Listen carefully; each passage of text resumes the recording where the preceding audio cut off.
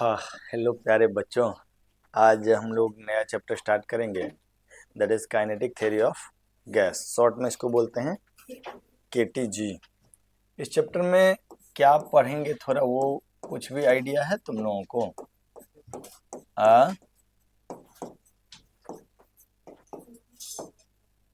है जी। गैस के मोशन के बारे में, उसकी मोशन से जो प्रभाव होता है, दैट इज प्रेशर, इन सब चीज़ों के बारे में हम लोग अध्ययन करेंगे। आप लोग एक बार मोल कंसेप्ट में थोड़ा बहुत आइडियल गैस इक्वेशन का बात पढ़े होंगे केमिस्ट्री में, नहीं? तो देखो, गैस जो है सॉलिड और लिक्विड से भिन्न है इन मामलों में कि गैस के जो सॉलिड और लिक्विड के जो मॉलिक्यूल होते हैं वो काफ़ी पास पास होते हैं। सॉलिड में तो बहुत पास होते हैं, लिक्विड में रिलेटिवली थोड़ा दूर दूर, गैस में तो एकदम दूर दूर। तो इसके बिहेवियर को पढ़ने के लिए हम लोगों को एक अलग सेगमेंट में डिस्कस करना होगा, that is kinetic theory of gas. तो हम लोग जो गैस होता है एक्चुअल में, जब भी हम पढ़ाई किए, जैसे फ्रिक्शन का पढ़ाई किए तो पहले तो, या मोशन का पढ़ाई किए तो मोशन में भी तो पहले हम लोग ऐसा माने कि फ्रिक्शन नहीं है, फ्रिक्शनलेस सरफेस है, ठीक है। फिर फ्रिक्शन वगैरह को इन्वॉल्व किया, एनएलएम में भी यही सब काम किए थे। तो पहले आइडियल सिचुएशन लेते हैं और फिर वहां से रियल की तरफ मूव करते हैं।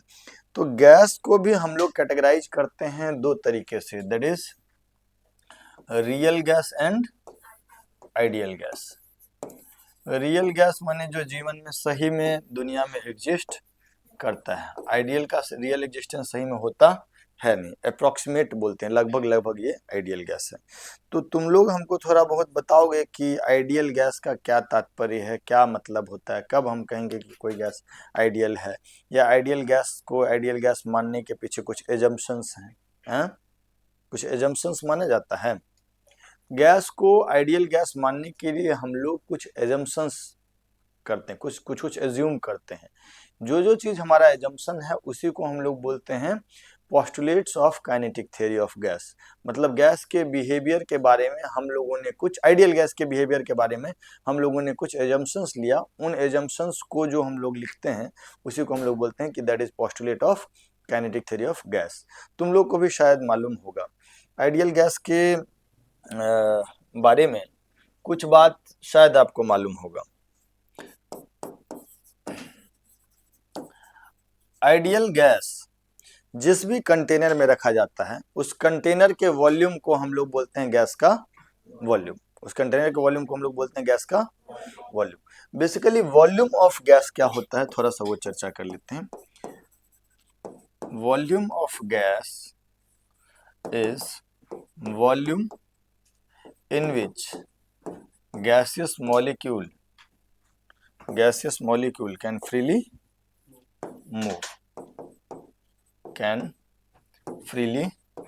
move, वो वॉल्यूम जिसमें गैसियस मॉलिक्यूल फ्रीली मूवमेंट कर सकते हैं।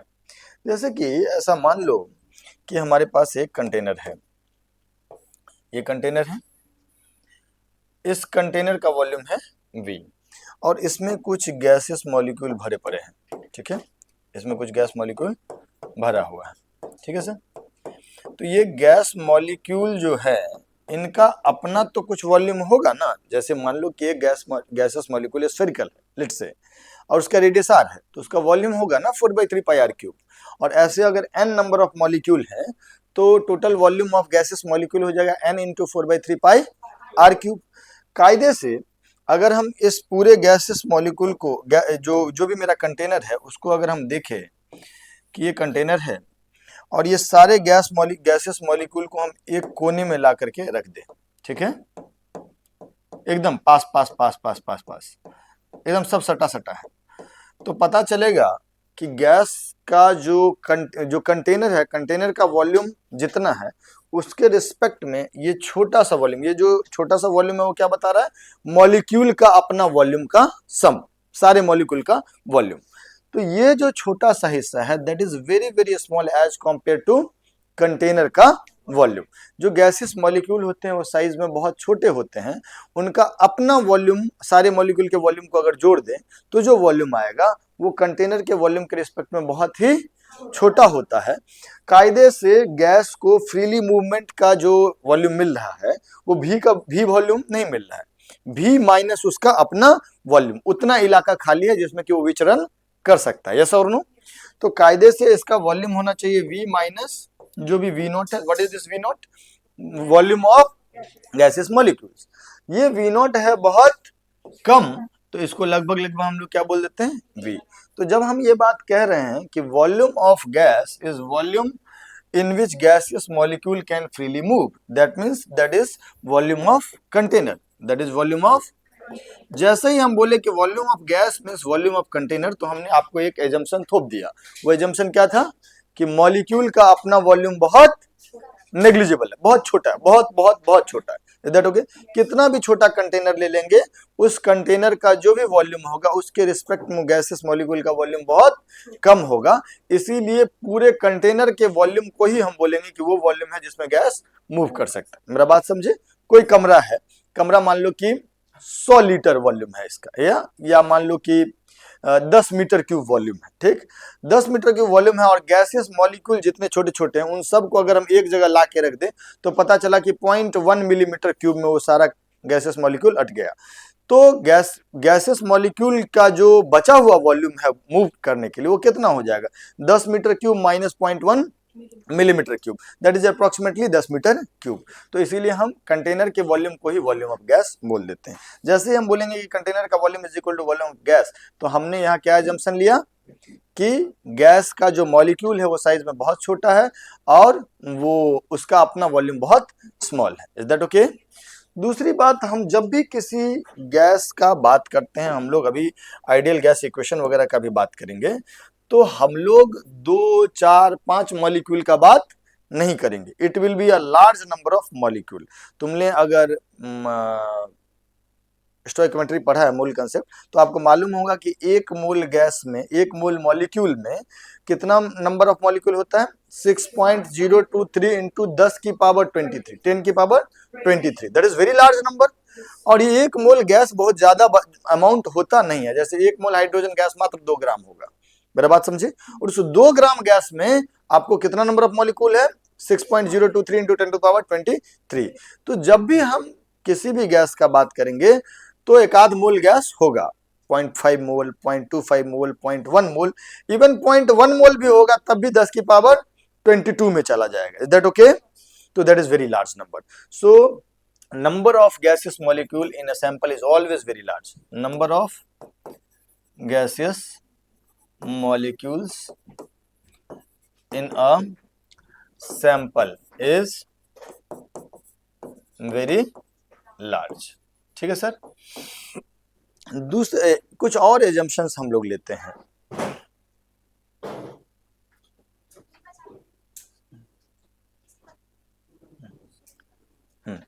सुनिए मेरी बात। और फिर क्या कहते हैं कि ये जो मॉलिक्यूल है, गैसियस मॉलिक्यूल,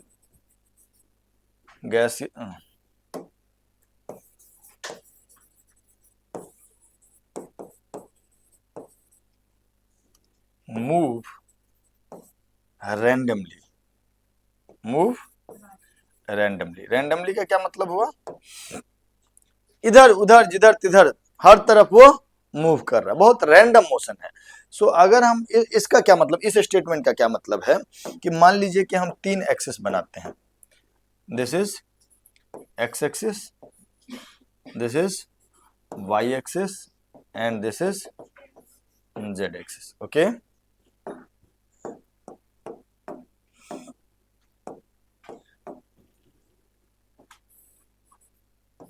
वी वेलोसिटी है, ये वी वेलोसिटी। इस v वेलोसिटी का अगर हम कंपोनेंट लेंगे तो इसके 3 कंपोनेंट आएंगे, vx, vy, vz। Random motion का मतलब यह है कि हर डायरेक्शन में इसके मूव करने की प्रोबेबिलिटी बराबर है। माने इधर कंपोनेंट हो जाएगा vx, इधर कंपोनेंट होगा vy और इधर कंपोनेंट होगा vz। तुम लोग वेक्टर से परिचित हो, अगर कोई velocity X axis, Y axis, Z axis तीनों से इक्वली इंक्लाइंड हो तो हर के साथ जो उसका कंपोनेंट होगा वो होगा v/√3।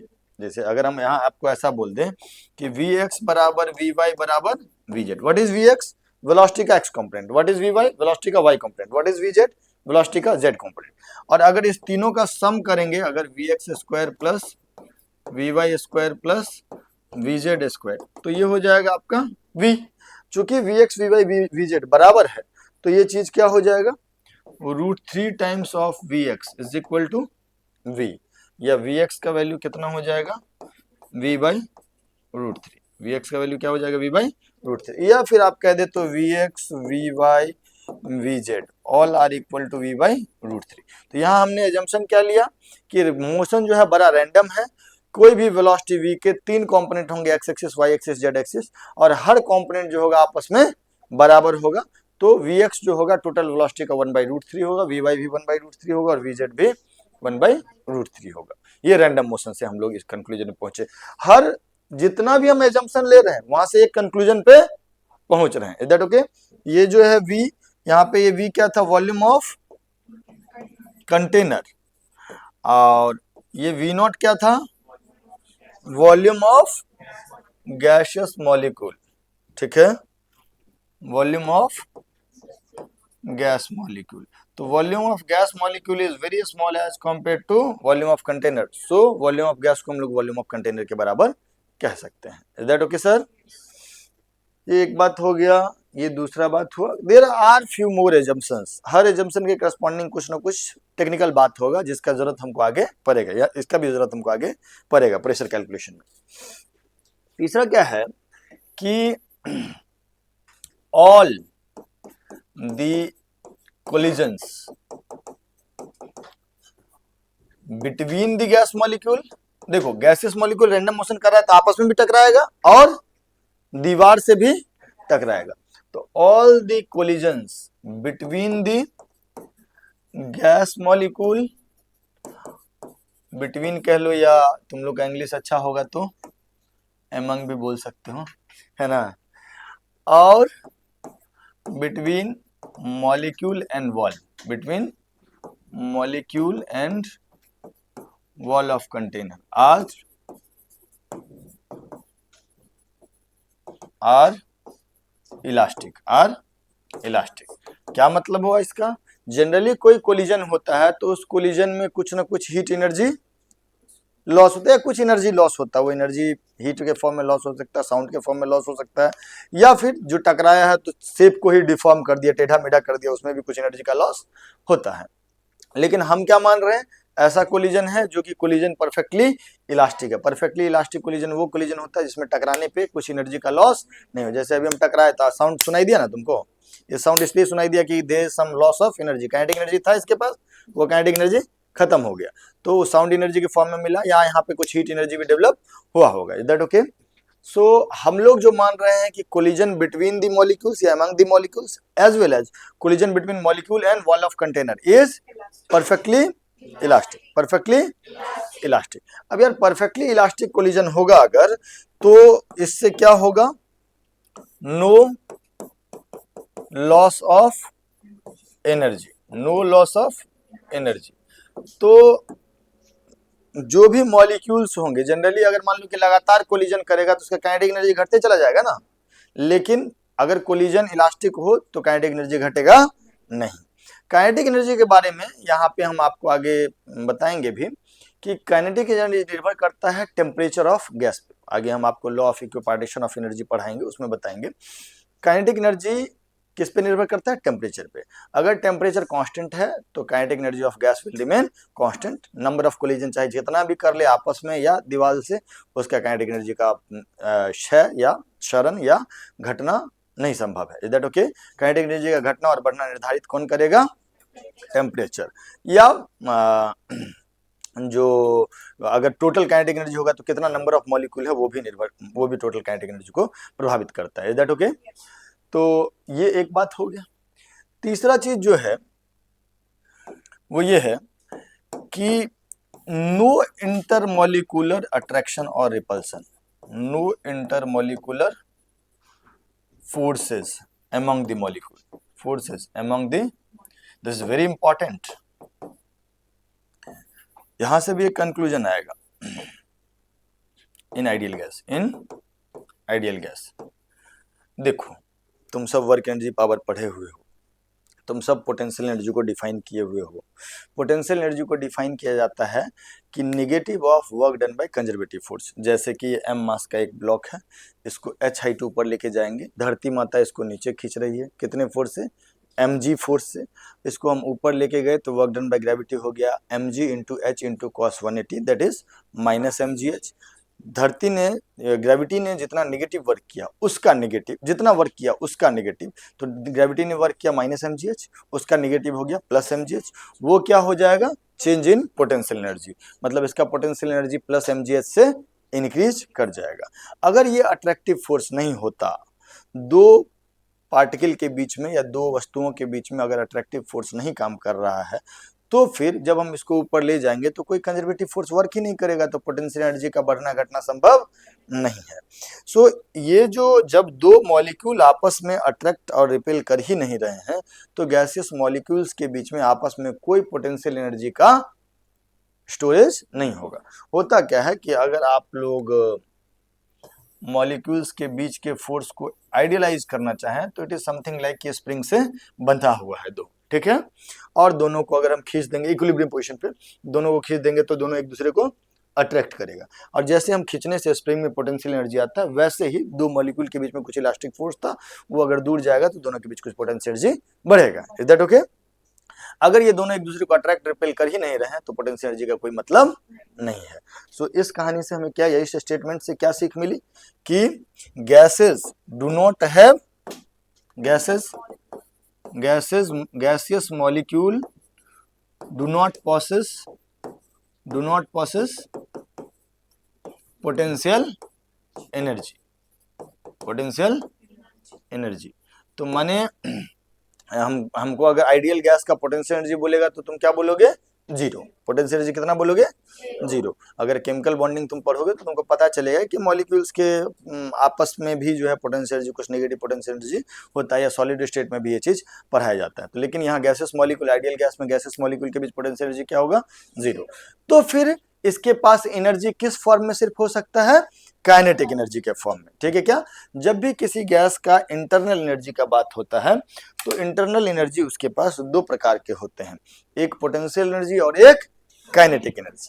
इंटरनल एनर्जी कितने प्रकार के होते हैं, दो प्रकार के, पोटेंशियल एनर्जी और आइडियल गैस का जब हम इंटरनल एनर्जी बोलेंगे, देखो पूरा चैप्टर में जरूरत पड़ेगा, थर्मो में जरूरत पड़ेगा, जो बात कह रहे हैं वो फालतू बात नहीं कर रहे हैं, टाइम पास नहीं कर रहे हैं, इसका यूज है। तो आइडियल गैस का जब मैं इंटरनल एनर्जी बोलूंगा तो इंटरनल एनर्जी मींस कौन सा एनर्जी, सिर्फ kinetic energy, because potential energy इसके पास होगा ही नहीं। तो यहाँ पर ये बात भी हमको लिखना चाहिए, है ना। Ideal gas, internal energy of ideal gas means it's total internal energy of ideal gas means kinetic energy of gas. और वो भी काइनेटिक एनर्जी कौन सा, उसके रैंडम मोशन की वजह से, उसके आपस में जो रैंडम मोशन हो रहा था, kinetic energy of gas due to its random motion. Is that okay? तो अभी तक हम लोग कितना बात सीखे, थोड़ा बताओ। हाँ बच्चों, क्या क्या सीखे तुम, थोड़ा सा जो सीखे उसको एक बार वापस से बता दो।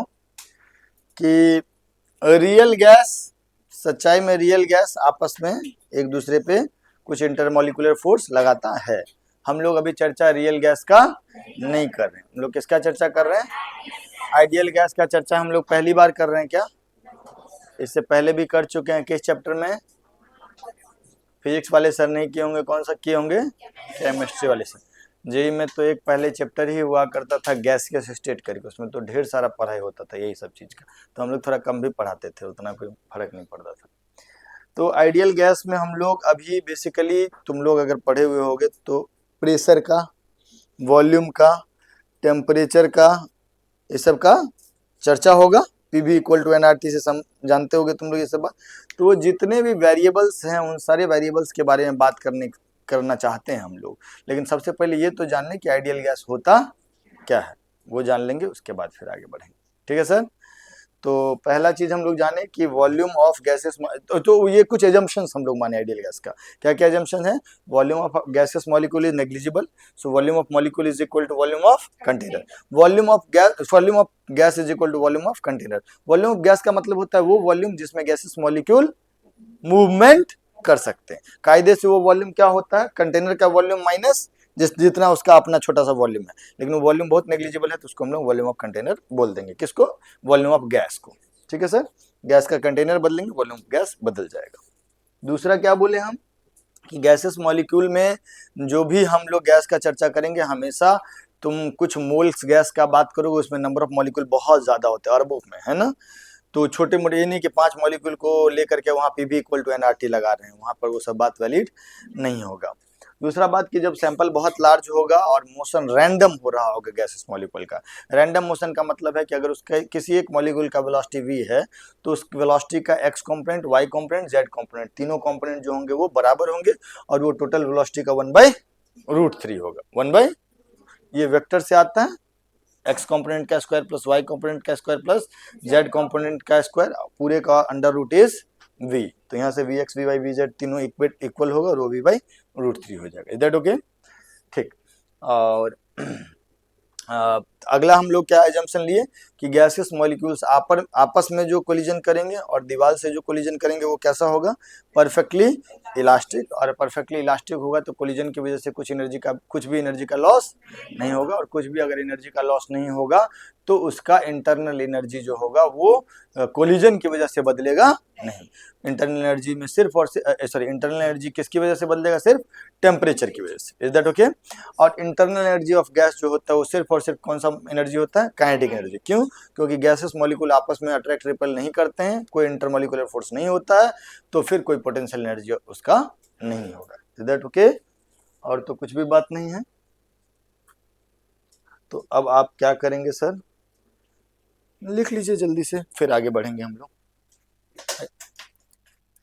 एक दो और बात आपको लिखना है, दैट इज कि ये जो गैसेस मॉलिक्यूल होते हैं ना, ये जो रैंडम मोशन कर रहा होता है किसी भी टेम्परेचर पे, हालांकि टेम्परेचर डिपेंडेंट इसका स्पीड होता है, बट ये स्पीड होता है बहुत ज़्यादा।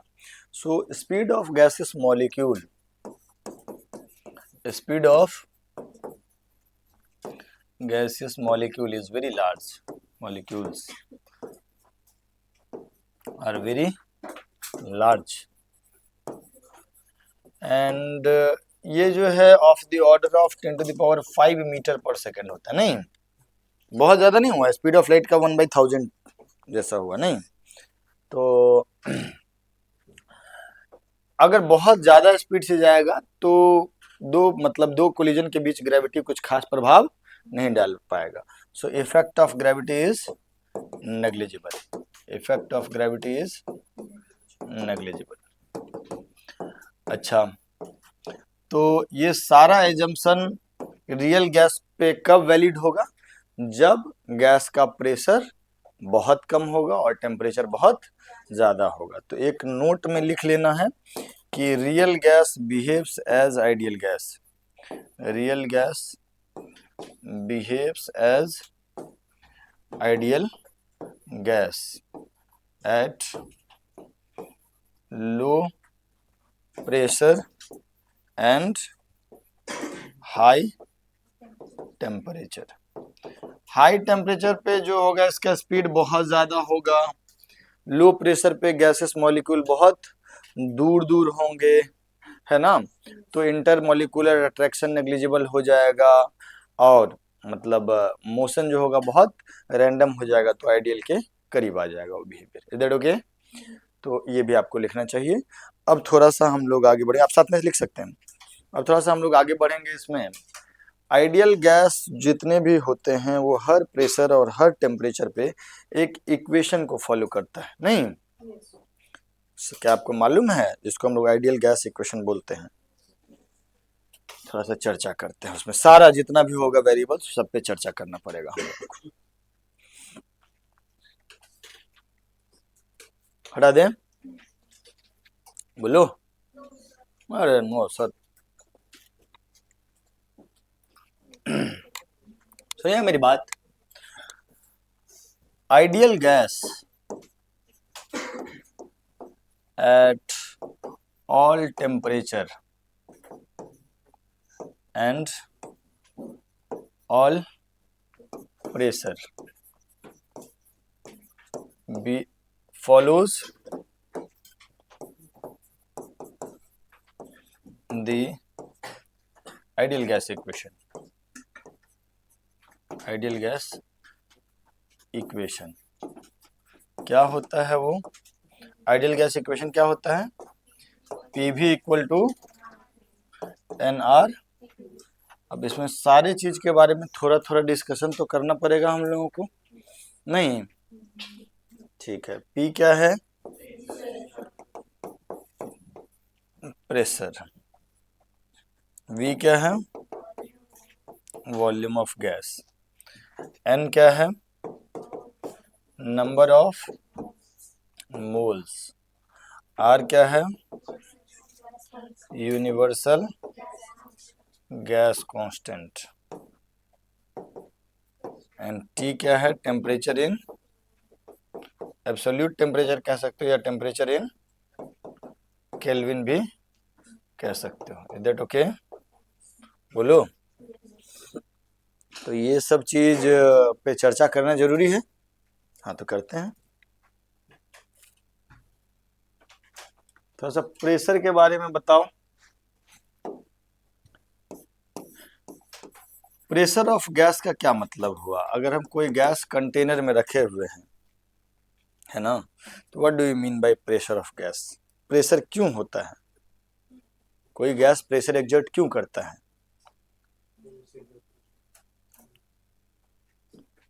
प्रेशर का फॉर्मूला होता है फोर्स पर यूनिट। तो गैसेस मॉलिक्यूल फोर्स लगाएगा। क्यों लगाएगा? अपनी वेट की वजह से, अपने रैंडम मोशन की वजह से। Is that okay? तो pressure of gas, gases exert pressure on any wall of container या gases exert pressure on wall of container और on any surface due to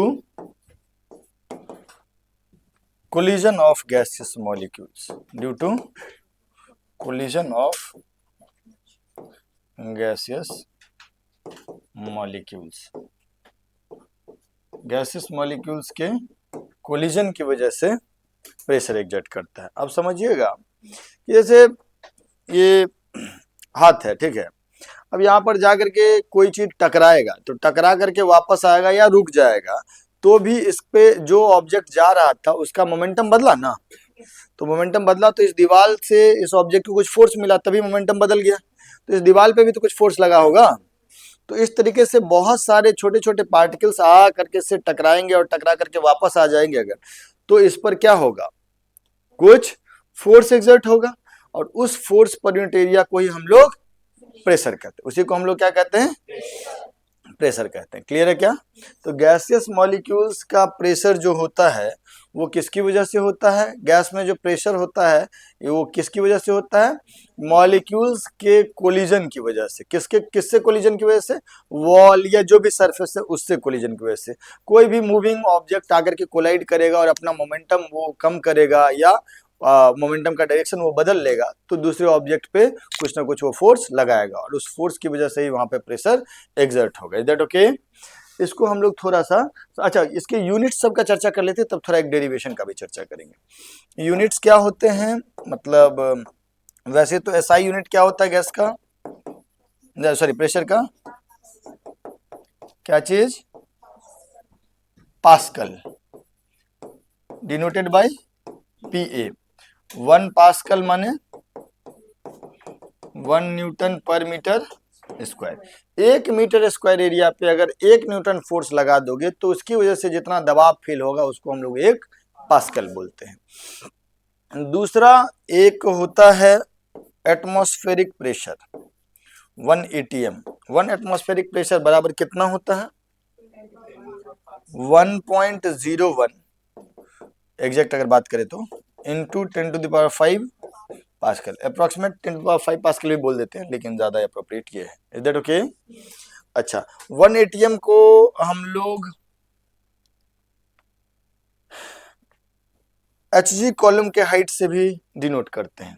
सुनिएगा 1 atm बराबर 76 cm ऑफ HG कॉलम या फिर 760 mm of HG column. कोई आदमी 11th का कोई बच्चा हमको बताएगा कि what does it mean by 76 centimetre of HG column या 760 मिलीमीटर ऑफ HG कॉलम, इसका क्या मतलब हुआ? कुछ तो होगा ना इसका मतलब। कोई बच्चा हमको बता सकता है 11th का ही? सिर्फ हम बता देते हैं। सुनिए होता क्या है, आपको लिखने का पूरा मौका देंगे, आप चिंता मत कीजिए, हम निर्दयी नहीं हैं। होता क्या है कि आपको जब हम फ्लूइड पढ़ा रहे होंगे तो वहां पे बताएंगे, मान लीजिए किसी भी कंटेनर में, बताएंगे क्या अभी वही सब चीज वापस से डिस्कस कर देते हैं। किसी भी कंटेनर में एक कोई फ्लूइड भरा हुआ है, ठीक है सर, इसका डेंसिटी है रो, इसका डेंसिटी है रो, और ये एरिया ऑफ क्रॉस सेक्शन है ए, और ये हाइट है एच, है ना सर? तो इस फ्लूइड का वॉल्यूम कितना हो जाएगा? Area of cross section into height, that is volume of liquid या फ्लूइड जो भी कह रहे हैं, यस और नो? अच्छा मास ऑफ फ्लूइड क्या हो जाएगा? मास क्या होता है? डेंसिटी इनटू वॉल्यूम, तो rho into A into g. Weight कितना होगा? धरती जिस m को जिस फोर्स से नीचे खींचती है दैट इज वेट, तो वेट क्या हो जाएगा? m इंटू जी, तो दैट इज रो। यहाँ पे कुछ छोड़ दिए क्या? पहले से आंसर लाने के चक्कर में हमने आंसर मिलेगा मास्टर है, रो इंटू ए इंटू एच नहीं। अब अगर ये हो गया मास, और वेट क्या हो जाएगा? मास इंटू जी, तो rho into A into H into g, that is m g. तो धरती इस लिक्विड को खींचेगा इतने फोर्स से, और उस धरती नीचे खींचेगा लेकिन यहाँ वाला सरफेस उसको नीचे जाने नहीं देगा, यहाँ वाला सरफेस इसको नीचे जाने नहीं देगा, है ना? तो ये सरफेस इतना ही फोर्स इस पे ऊपर लगाएगा। आप ऐसा कह सकते हैं कि ये लिक्विड इस बॉटम पे कुछ फोर्स एग्जर्ट कर रहा है, और प्रेशर कितना एग्जर्ट करेगा? फोर्स बाय एरिया, मतलब mg बाय ए, तो ये कितना हो जाएगा? रो जी एच। जब हम आपको फ्लूइड पढ़ाएंगे तो वहां पे बताएंगे कि रो डेंसिटी का कोई लिक्विड अगर h हाइट तक भरा हुआ है तो उसकी वजह से जो प्रेशर एग्जर्ट होता है वो कितना होता है? Rho g H. अच्छे स्कूल में अगर 9th पढ़े होगे तो वहां पर 9th में एक बार पढ़ाया जाता है फ्लूइड के टाइम पे, ठीक है? Rho g h is the pressure exerted by a liquid of density rho which is having column height h. H height तक अगर लिक्विड भर दोगे तो वो कितना प्रेशर एग्जर्ट करेगा? रो जी एच। अब हम क्या कह रहे हैं कि अगर ये लिक्विड मरकरी हो, अगर ये लिक्विड मरकरी हो तो इसका डेंसिटी होता है 13.6 इंटू 10 की पावर 3 kg पर metre cube. Is that okay? और अगर हम इसका हाइट ले लेते हैं कितना? 76 सेंटीमीटर या कह लो तो 0.76 मीटर, तो फिर रो जी एच का वैल्यू क्या आएगा? थोड़ा सा देखो कैलकुलेट करके। तो फिर रो जी एच का वैल्यू आएगा 13.6 इंटू 10 की power 3 into G, G is almost 9.8 into H is 0.76। बउआ अगर तुम इसको कैलकुलेट करोगे तो this is equal to some pressure, this is equal to some pressure. अगर तुम इसको कैलकुलेट करोगे, तुम्हारे पास कैलकुलेटर हो तो तुम करके देख सकते हो, it will come out to be 1.01 into 10⁵ pascal. ये वैल्यू कितना आएगा? 10⁵ पास्कल के बराबर। मेरा बात समझ में आया? तो कहानी से सीख क्या मिली? जो हम लोग जो प्रेशर का बात कर रहे हैं, 1 atmospheric pressure, 1 atmospheric pressure is how much, 1 atmospheric pressure is how much, 1.01 into 10⁵ pascal. क्या मतलब हुआ इसका, 1 मीटर स्क्वायर एरिया पे अगर 1.01 इंटू 10⁵ न्यूटन फोर्स लग जाए तो फिर जो दबाव फील होगा उसको हम लोग बोलेंगे 1 एटीएम। उसको हम लोग क्या बोलेंगे, नॉर्मल अगर टेम्परेचर हो, नॉर्मल प्रेशर हो, तो वातावरण जो एटमॉस्फेयर है मेरे ऊपर वो कितना प्रेशर एग्जर्ट करता है, 1 एटीएम। कितना प्रेशर एग्जर्ट करता है, 1 एटीएम। मतलब 1 मीटर स्क्वायर का एक शीट बना देंगे तो उस पर वो कितना फोर्स एटमॉस्फेयर लगा रहा होगा, 1.01 इंटू 10⁵ पास्कल। मतलब 1 मीटर स्क्वायर एरिया पे फोर्स लगा रहा होगा 1.01 into 10⁵ newton. Is that okay? तो प्रेशर हो गया 1.01 इंटू 10⁵ न्यूटन पर metre square, that is 1.01 into 10⁵ pascal, जिसको हम लोग 1 एटीएम बोलते हैं। उस 1 एटीएम को समझने का तरीका है लिक्विड कॉलम के डेंसिटी से।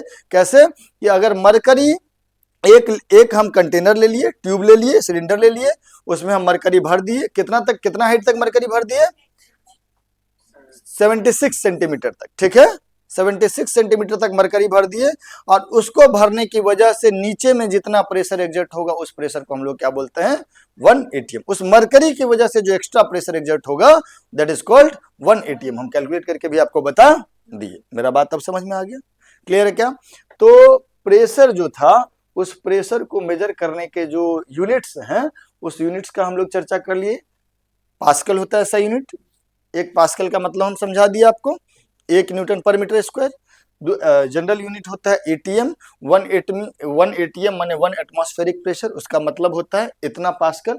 क्या मतलब हुआ कि नॉर्मल टेम्परेचर प्रेशर पे वातावरण वायुमंडल जो है हमारा, वो 1 मीटर स्क्वायर एरिया पे इतना न्यूटन फोर्स लगा रहा होगा, ठीक। और इसके इक्विवेलेंट होता है क्या, 76 centimetre of mercury column. Mercury का जो डेंसिटी होता है वो होता है 13.6 इंटू 10⁻³ kg पर मीटर क्यूब। अगर 76 सेंटीमीटर तक मरकरी हम भर देंगे तो उस मरकरी की वजह से जो प्रेशर आएगा that pressure is called 1 ATM. Is that okay sir? मेरा बात समझ में आया? तो अब थोड़ा सा ये तो प्रेशर का यूनिट्स वगैरह का चर्चा कर लिए, और भी यूनिट्स वगैरह हम लोग पढ़े होंगे, बार वगैरह सब, तो खैर उसका हम अभी चर्चा नहीं कर रहे हैं। और फिर अब हम लोग प्रेशर को थोड़ा डेराइव भी करेंगे। अब आपको लिखना है ना सर? बहुत छोटा हो जाएगा क्या? ओके, ठीक है।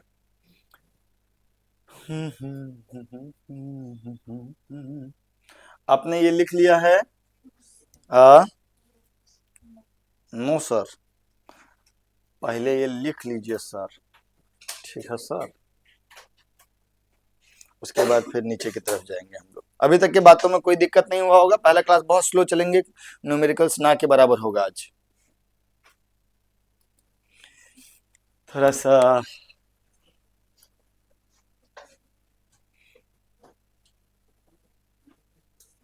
ऐसा यूनिट, ये सब चीज लिख लीजिए तो सर, ठीक है।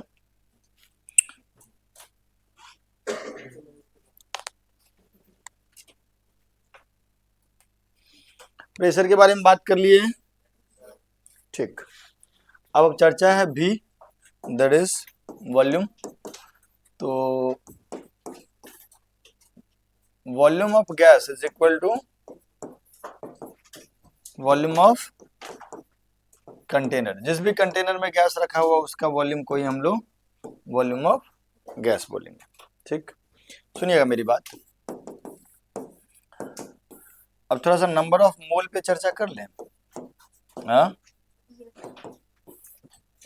नंबर ऑफ मोल पे क्या होता है नंबर ऑफ मोल?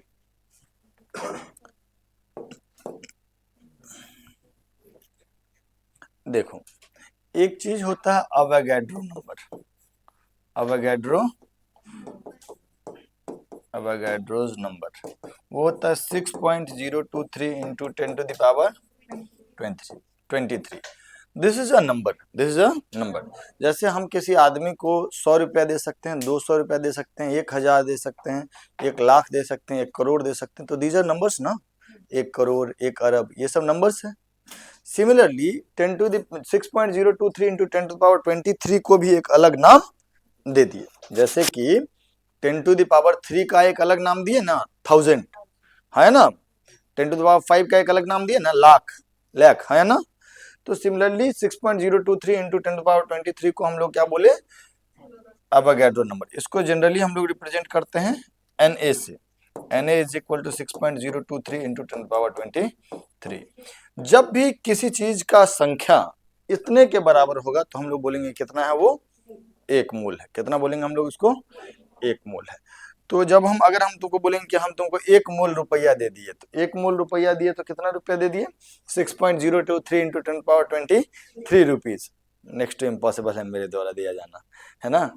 तो 1 mole is equal to 6.023 into 10⁻23 number of molecules. जरूरी नहीं है कि नंबर 1 मोल मॉलिक्यूल ही हो, 1 मोल एटम भी हो सकता है। 1 मोल एटम मतलब 6.023 इंटू 10⁻23। Is that okay? कोई समस्या, कोई परेशानी? जब हम लोग ऐसा कहेंगे, कि 1 मोल एटम, दैट मीन्स कितना atom, 6.023 into 10⁻23 atom. Is that okay? अच्छा, या 1 मोल मॉलिक्यूल कहेंगे तो फिर जो ये हो जाएगा 6.023 इंटू 10⁻23 मॉलिक्यूल। अब यहां से एक चीज आता है, atomic mass and molar mass, है ना। देखो, एक होता है एटॉमिक मास, एक होता है एटॉमिक मास। जैसे कि आपने हाइड्रोजन एटम का एटॉमिक मास पढ़ा होगा 1, क्या, AMU। तो mass of one atom, mass of one atom is atomic mass, is. तो जैसे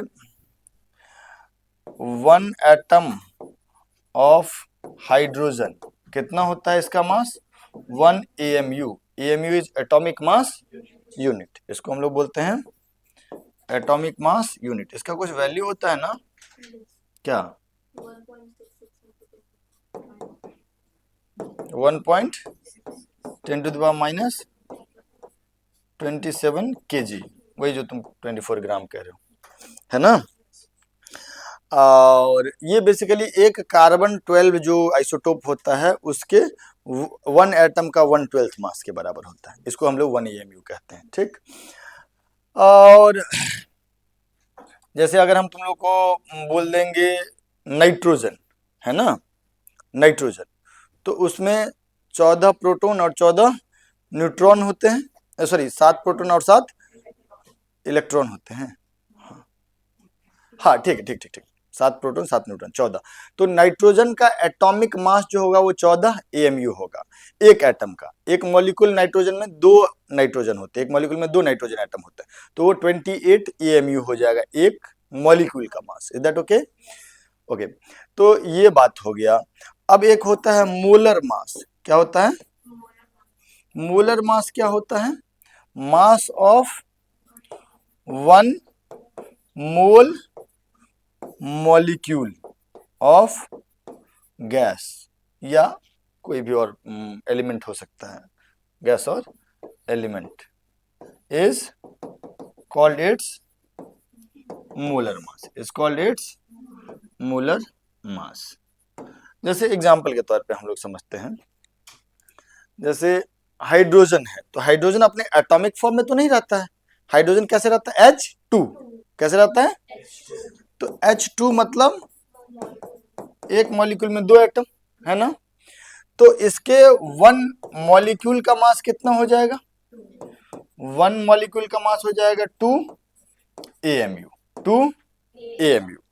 और 1 मोल मॉलिक्यूल का मास कितना हो जाएगा, 1 मोल मॉलिक्यूल का मास हो जाएगा 2 AMU इंटू कितना नंबर ऑफ मॉलिक्यूल, ये हो गया अवोगाड्रो नंबर।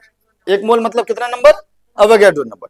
तो एक मॉलिक्यूल का इतना मास है, तो अवोगाड्रो नंबर अगर 1 मोल हुआ तो कितना molecule, 6.023 into 10 to the power 23। अब AMU को अगर हम केजी में रख दे तो 2 इंटू 1.66 इंटू 10 की power minus 27 into 6.023 into 10 to the power, जब ये कैलकुलेट करोगे तो अप्रोक्सीमेटली ये आ जाएगा 2 ग्राम या 2 into 10 to power minus 3 kg।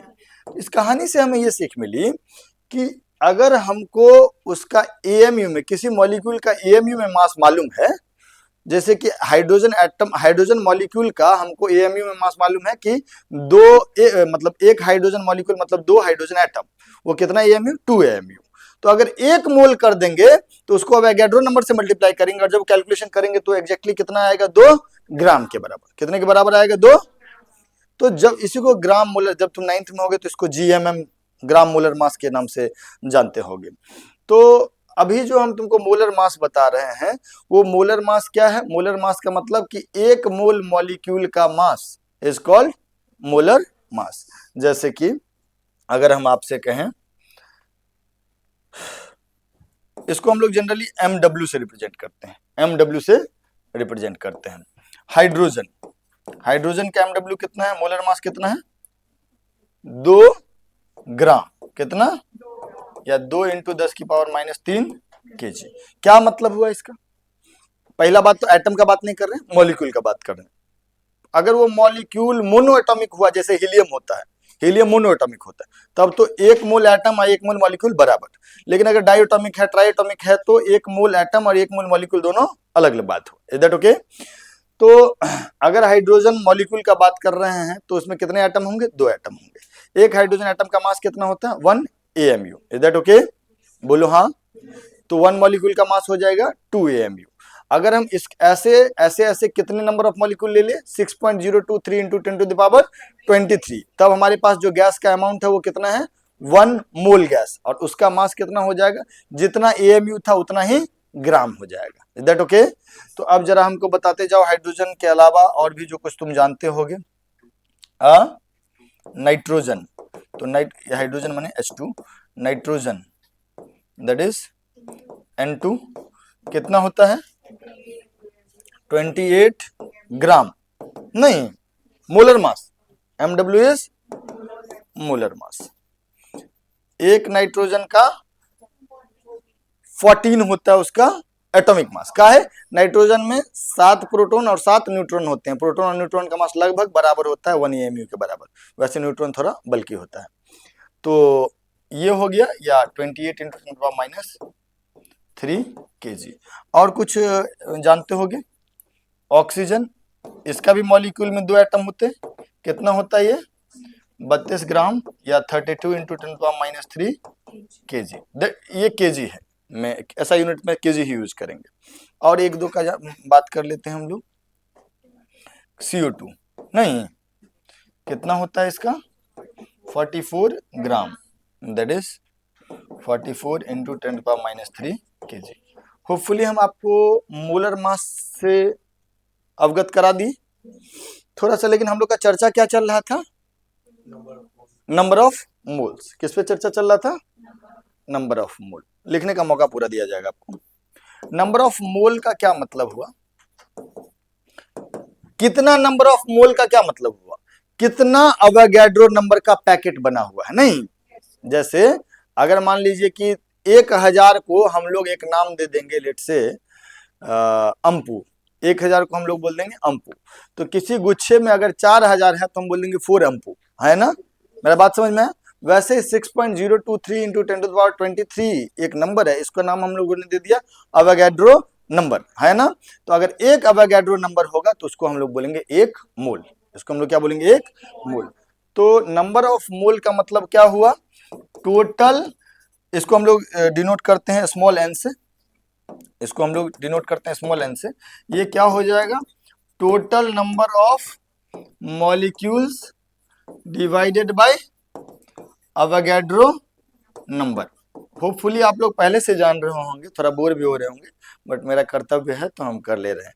अगर इसको दिखाएंगे तो n/Na that is number of मोल। कोई और तरीका से इसको कर सकते हैं क्या? क्या? Mass of gas by mass of gas bye molar मास, मतलब गैस का टोटल मास डिवाइडेड बाय एक मोल गैस का मास। ये टोटल मास हो गया और ये मोलर मास हो गया। इसको भी हम लोग क्या बोलेंगे, नंबर ऑफ मोल्स, क्योंकि अगर मोलर मास हम लोग मोलर मास के बराबर है तो 1 मोल होगा वो, तो मोलर मास का 2 गुना है तो 2 मोल होगा, मोलर मास का 3 गुना मास है तो 3 मोल होगा। तो total mass by molar mass will give you number of moles. Is that okay? कोई दिक्कत, कोई परेशानी? पक्का? दो तरीके से नंबर ऑफ मोल्स बोल सकते हैं, या तो टोटल नंबर मालूम है उसको अवोगाड्रो नंबर से डिवाइड कर सकते हैं, या टोटल मास मालूम है उसको हम लोग मोलर मास से डिवाइड कर सकते हैं। Is that okay? ठीक है सर। थोड़ा सा गैस कांस्टेंट, बोल्ट्जमैन कांस्टेंट, इस सब पे भी चर्चा करेंगे। सुनिएगा मेरी बात, एक और बात हमको यहाँ पे करना था।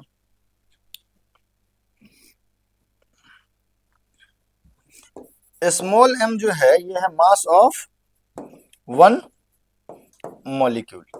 Small m is mass of 1। तो एक मॉलिक्यूल के मास को अगर हम एवोगाड्रो नंबर से हम मल्टीप्लाई कर दिए तो क्या आ गया, ये 1 मोल का मास, दैट इज मोलर मास। तो ये बात भी आप याद रखिएगा। चलिए,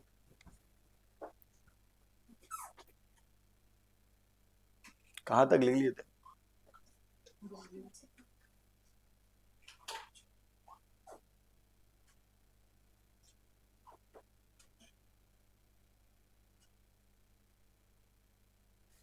यही ना? नंबर ऑफ मोल से ही चर्चा करना था ना हम लोगों को।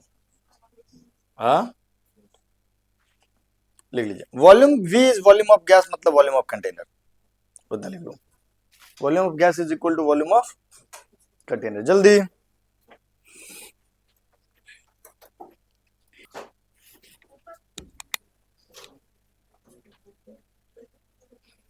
मोलर मास था ना? हाँ, ये भी लिख लो।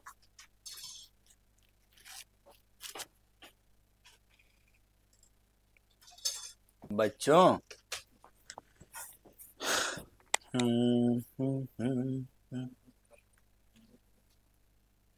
ठीक है, यहीं तक है। थोड़ा सा आगे बढ़ा जाए। पीवी इक्वल टू एनआरटी में पीवी का बात कर लिए, एन का भी बात कर लिए, अब आर का करते हैं और फिर टी का करेंगे। टी में तो कुछ बोलने का जरूरत है नहीं।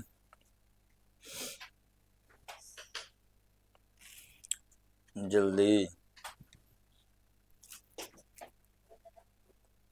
हाँ सर, तो अब पीवी इक्वल टू एनआरटी में थोड़ा सा आर जो है, आर इज कॉल्ड यूनिवर्सल। अब भाई ये कांस्टेंट है जिसमें हमारे कोई जोर नहीं है, जितना है उतना है। कितना है? 8.314। अगर कैलकुलेशन के लिए जरूरत पड़ेगा तो लगभग 25/3 भी यूज कर सकते हो, कभी कभी काम कर जाता है, कैलकुलेशन इजी हो जाता है। ठीक है, अच्छा इसका यूनिट क्या होगा? P इंटू वी का यूनिट होता है एनर्जी के यूनिट जैसा, जब थर्मो पढ़ोगे तो पता चलेगा, प्रेशर इंटू वॉल्यूम एनर्जी जैसा होता है। तो इसका यूनिट होता है जूल, डिवाइडेड बाय एन माने मोल, और डिवाइडेड बाय टी माने केल्विन। तो यूनिट हो जाएगा जूल पर मोल पर केल्विन। Is that okay? ये एवोगाड्रो नंबर है, सॉरी ये गैस कांस्टेंट है। And T is temperature in kelvin. आपको मालूम ही है, डिग्री सी में 273 जोड़ते हैं तो केल्विन आता है। टेम्परेचर इन केल्विन या एब्सोल्यूट टेम्परेचर इसी को बोल देते हैं। एक और कांस्टेंट होता है बोल्ट्जमैन्स कांस्टेंट, थोड़ा सा उसका भी चर्चा कर ही लेते हैं।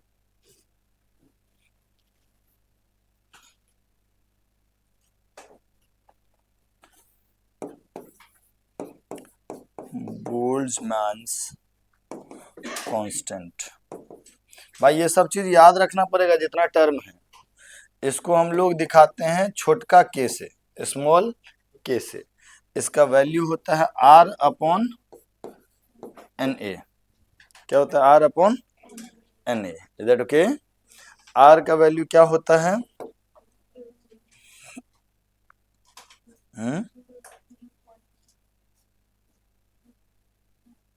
8.314, Na 6.023 इंटू 10⁻23।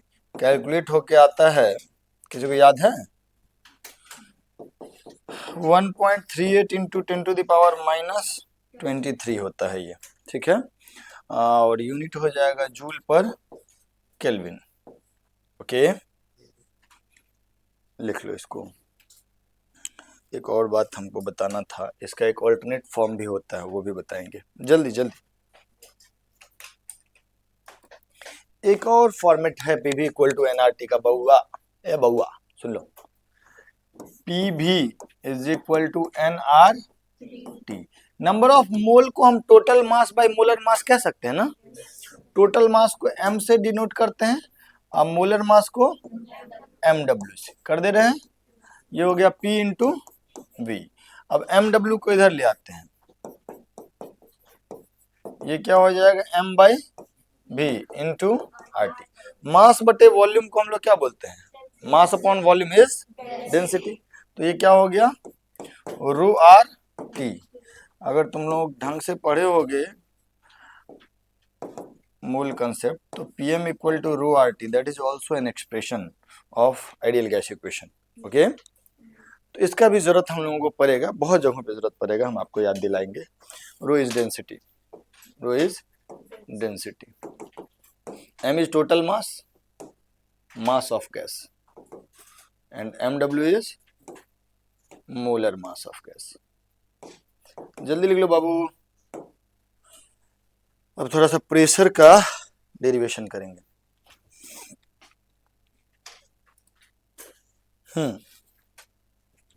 सुनिएगा मेरी बात। एक होता है velocity distribution in, velocity distribution in gaseous molecules.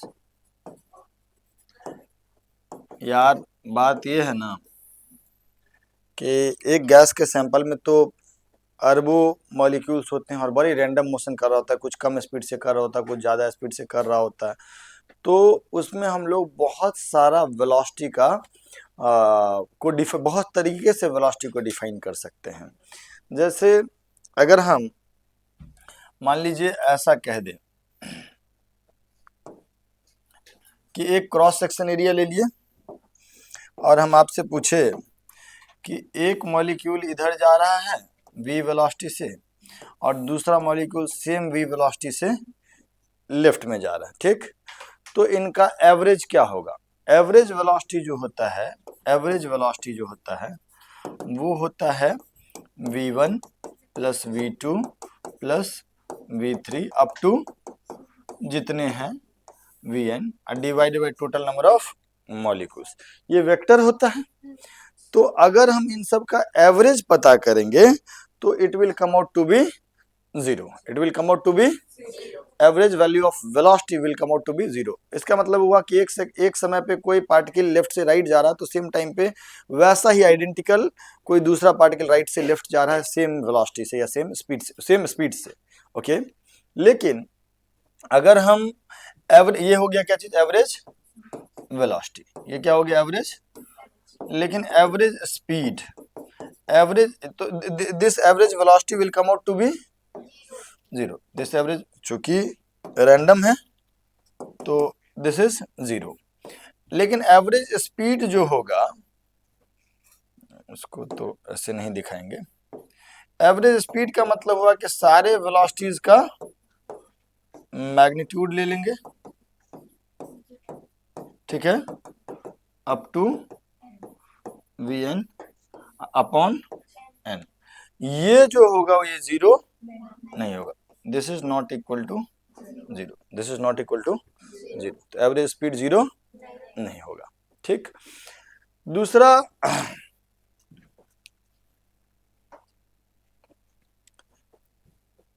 एक होता है मोस्ट प्रोबेबल स्पीड, ये हुआ एवरेज स्पीड। एक हुआ most probable speed. Most probable speed होता है, प्रोबेबल का मतलब होता है प्रोबेबिलिटी से रिलेटेड है। अगर मान लो कि बहुत ज़्यादा मॉलिक्यूल है, 10⁻23 नंबर ऑफ मॉलिक्यूल है, और उसमें से 95% मॉलिक्यूल के पास एक पर्टिकुलर वेलोसिटी है, तो that velocity is most probable speed. Maximum fraction of molecule के पास जो स्पीड होगा उसको हम लोग बोलेंगे most probable speed. Is that okay? जैसे कि मान लो हमारे पास 4 मॉलिक्यूल है, जैसे मान लो 4 मॉलिक्यूल है, एक का वेलोसिटी है 2 मीटर पर सेकेंड, दूसरे का वेलोसिटी है 3 मीटर पर सेकेंड, तीसरे का भी वेलोसिटी है 3 मीटर पर सेकेंड, और चौथे का वेलोसिटी है 5 मीटर पर सेकेंड। तो इस out of these 3 velocities which velocity is most probable, किस वेलोसिटी की प्रोबेबिलिटी सबसे ज्यादा नंबर ऑफ मॉलिक्यूल के पास होने की है? 3 मीटर पर सेकेंड। सो 3 मीटर पर second is most probable speed in this sample. ठीक है, जनरली यहाँ पे हम 4 मॉलिक्यूल का सैंपल लिए, जनरली ये सैंपल बहुत बड़ा होता है, बहुत लार्ज होता है। तो what is most probable speed? हाँ, most probable speed is the speed possessed by maximum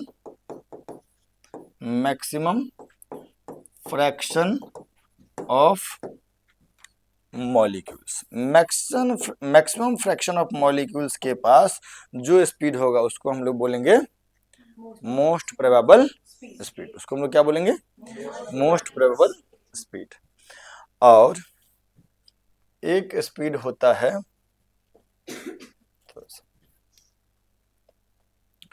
root mean square speed.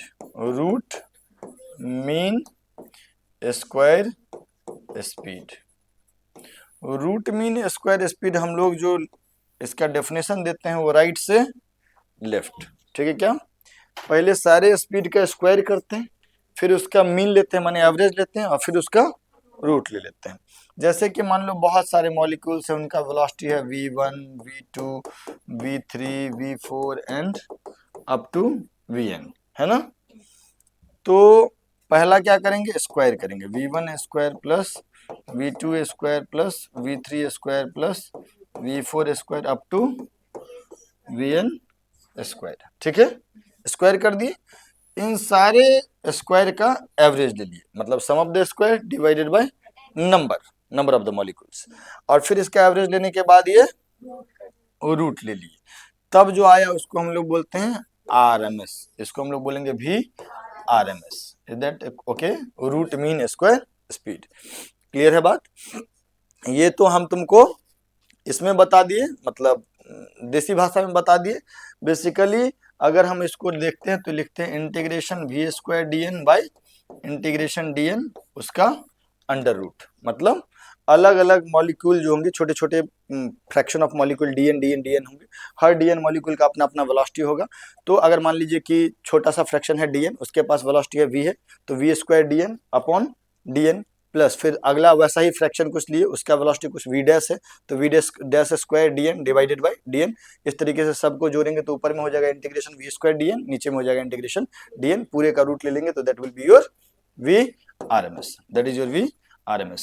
हम ज्यादा डिटेल में नहीं जा रहे हैं, but this is root mean square speed. Okay, अब क्या है कि एक मैक्सवेल डिस्ट्रीब्यूशन कर्व आता है, या मैक्सवेल डिस्ट्रीब्यूशन ऑफ स्पीड आता है। सुनिएगा मेरी बात। जनरली मॉलिक्यूल्स अलग अलग टेम्परेचर पे, मतलब सैंपल का कुछ टेम्परेचर होगा, और सैंपल जो होगा वो उसका कुछ मोलर मास होगा।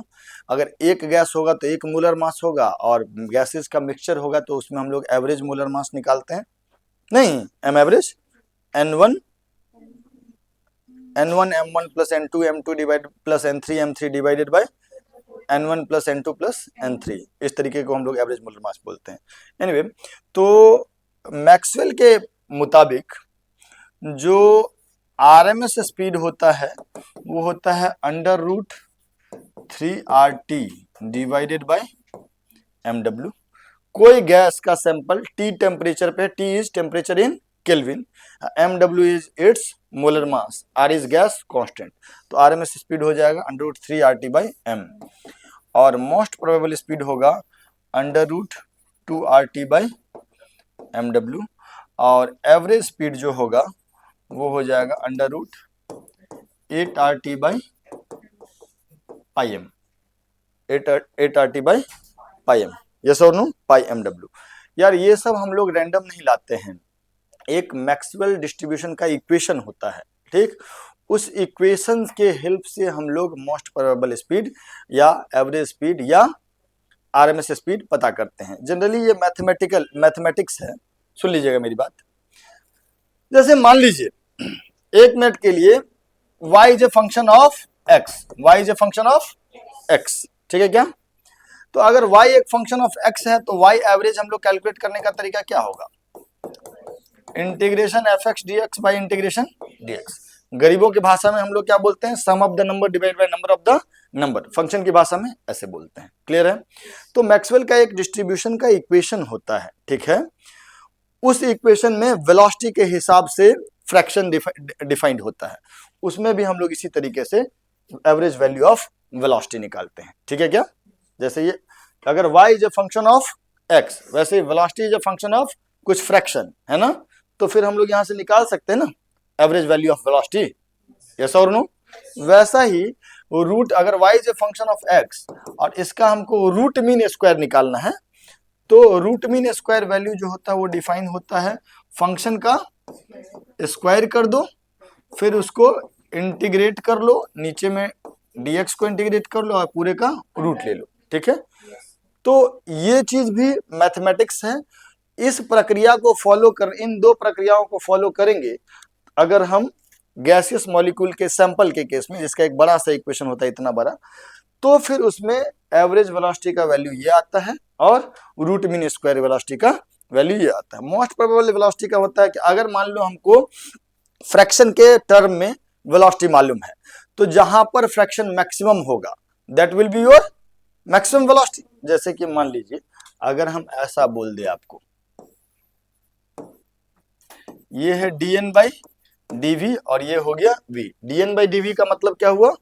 Fraction of molecule having particular velocity, molecule having a particular velocity, ठीक है क्या? और इसको अगर हम प्लॉट करें लेट से, और इसको प्लॉट करने के बाद ऐसा ग्राफ आ गया मान लो, ठीक, तो ऐसा ग्राफ आता भी है। तो ये वाला जो पॉइंट है, इसके करस्पॉन्डिंग जो भी वेलोसिटी होगा, ये वेलोसिटी क्या होगा? Most probable velocity. क्यों? क्योंकि मैक्सिमम फ्रैक्शन के पास ये वाला वेलोसिटी है, ठीक है क्या? तो अगर हमको ऐसा मालूम चल गया कि कहां पर जाकर के कौन सा वेलोसिटी है जो मैक्सिमम परसेंटेज ऑफ मॉलिक्यूल के पास है, तो that is your most probable velocity. हाँ, अगर हम न्यूमेरिकल वैल्यूज का बात करें कि इस तीनों में सबसे ज्यादा कौन है, तो न्यूमेरिकली इस तीनों में सबसे ज्यादा है आरएमएस। सबसे ज्यादा कौन है?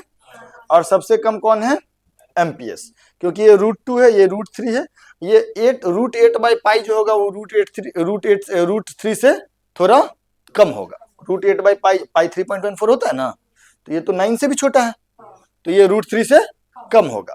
और ये वाला चीज जो होगा √3 जो होगा ये √2 से ज्यादा होगा। तो अगर आप इसमें देखेंगे तो सबसे ज्यादा वेलोसिटी कौन सा होगा? VRMS। और सबसे कम वेलोसिटी कौन सा होगा? MPS। और बीच में कौन सा आएगा? एवरेज। Is that okay? अगर तुम साउंड पढ़े रहते तो हम तुमको बताते कि इससे भी कम स्पीड होता है, मोस्ट प्रोबेबल स्पीड से भी कम स्पीड होता है वेलोसिटी ऑफ साउंड का, ठीक है क्या? तो सबसे कम वेलोसिटी ऑफ साउंड होता है, तब MPS होता है, फिर एवरेज होता है, फिर RMS होता है। मतलब अगर हम इससे भी कम लिखें तो इससे भी कम होता है वेलोसिटी ऑफ साउंड। उसका फॉर्मूला हम साउंड के टाइम पे बताएंगे, √γ/RT/m होता है, ठीक है? तो गामा 2 से भी छोटा हो जाता है, CP/CV। तो सबसे कम वेलोसिटी ऑफ साउंड, उससे ज्यादा मोस्ट प्रोबेबल स्पीड, उससे ज्यादा एवरेज, उससे ज्यादा RMS। हम लोग इसको याद रखते हैं ऐसे, वेरी स्मार्ट, सबसे ज्यादा रूट मीन, स्मार्ट माने RT is root mean, A is average, M is most probable, S is sound. तो सबसे ज्यादा रूट मीन, तब एवरेज, तब मोस्ट प्रोबेबल और सबसे कम साउंड, ऐसे रट्टा मारते हैं, ठीक है सर? तो इसमें जो हम ग्राफ बनाए हैं, इसमें मोस्ट प्रोबेबल स्पीड यहाँ आएगा, इससे थोड़ा ज्यादा होगा वी एवरेज और सबसे ज्यादा होगा वी आरएमएस।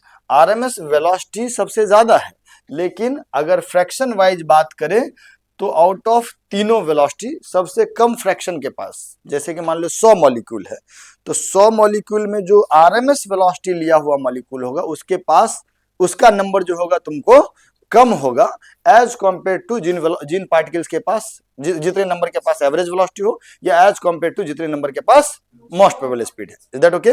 मान लीजिए कि 100 मॉलिक्यूल है, पता चला उसमें से 90 जो है उनके पास मोस्ट प्रोबेबल स्पीड है, 8 जो है उनके पास एवरेज वेलोसिटी है, और 2 मॉलिक्यूल ऐसे हैं जिनके पास रूट मीन स्क्वायर वेलोसिटी है। तो सबसे ज्यादा तेजी से चल रहे होंगे वही 2 मॉलिक्यूल जिनके पास रूट मीन स्क्वायर वेलोसिटी हो, लेकिन उनका फ्रैक्शन जो होगा बाकी दोनों के वेलोसिटी के कंपैरिजन में, या बाकी दोनों वेलोसिटी को जो एक्वायर किया हुआ मॉलिक्यूल है उसके कंपैरिजन में आरएमएस स्पीड एक्वायर किए हुए मॉलिक्यूल का फ्रैक्शन थोड़ा सा कम होगा। Is that okay? मेरा बात समझ में आया? ठीक है सर। तो ये सब रट्टा मारने वाला बात है, ये चीज तो आपको लिखना था, लिख लिए हैं? हाँ। तो अब थोड़ा सा हम लोग को वेलोसिटी डिस्ट्रीब्यूशन का बात कर रहे हैं ना। ओके, एक मिनट रुक जाओ।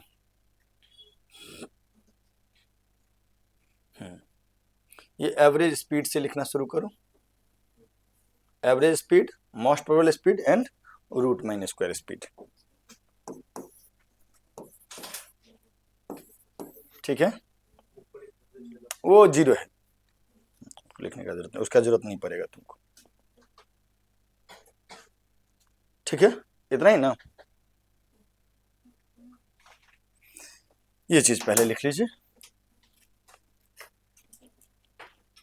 असल में इतना इजी नहीं होता है कि जैसे हम लोग सबको जोड़ दिए और फिर एवरेज ले लिए या फिर स्क्वायर करके एवरेज ले लिए। असल में इसका एक फंक्शन होता है और वास्तविक तरीका जो है वो ये होता है। ठीक है, जिससे हम आपको अभी रूबरू नहीं करा रहे हैं, डायरेक्टली हम आपको कंक्लूजन बता रहे हैं। हाँ, तो ये एक आखिरी है, ठीक, इसको मैक्सवेल डिस्ट्रीब्यूशन कर्व भी बोलते हैं हम लोग। तो ये लिख लीजिए, और अभी एक बच गया आपका प्रेशर के डेरिवेशन का ना इक्वेशन, तो अगले क्लास में वो करा देंगे, और अगले क्लास में फिर क्वेश्चंस होंगे इस पे बेस्ड बहुत सारे। ठीक, आप इसको लिख लीजिए, मिलते हैं नेक्स्ट क्लास में, बाय बाय।